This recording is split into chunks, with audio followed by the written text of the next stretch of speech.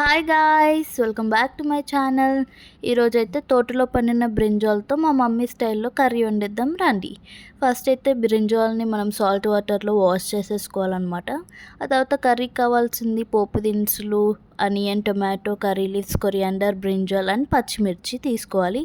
ఆ తర్వాత మనం కుక్కర్లో ఆయిల్ వేసుకోవాలన్నమాట. ఆయిల్ హీట్ అయ్యాక మనం మస్టర్డ్ సీడ్స్ అండ్ జీరా వేసుకోవాలి. ఆ తర్వాత ఆనియన్స్ కూడా వేసుకొని మంచిగా ఒక మిక్స్ ఇచ్చేసేయాలన్నమాట. ఇలా కలిపేసాక మన కర్రీ లీవ్స్ అండ్ టర్మరిక్ కూడా యాడ్ చేసేసుకొని మంచిగా కలిపేయాలి కర్రీని. అండ్ ఆ తర్వాత మనం చాప్ చేసి పెట్టుకున్న బ్రింజాల్ని కూడా యాడ్ చేయాలన్నమాట. యాడ్ చేసి మంచిగా కలిపేసుకోవాలి.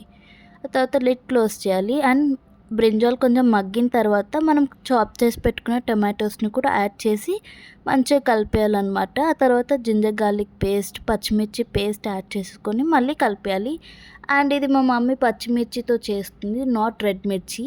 ఆ తర్వాత సాల్ట్ అండ్ ధనియా పౌడర్ వేసుకొని కొరియాండర్తో గార్నిష్ చేసేసుకుంటే మన కర్రీ రెడీ అయిపోయింది. That's it. సబ్స్క్రైబ్ చేసేసుకోండి. బాయ్.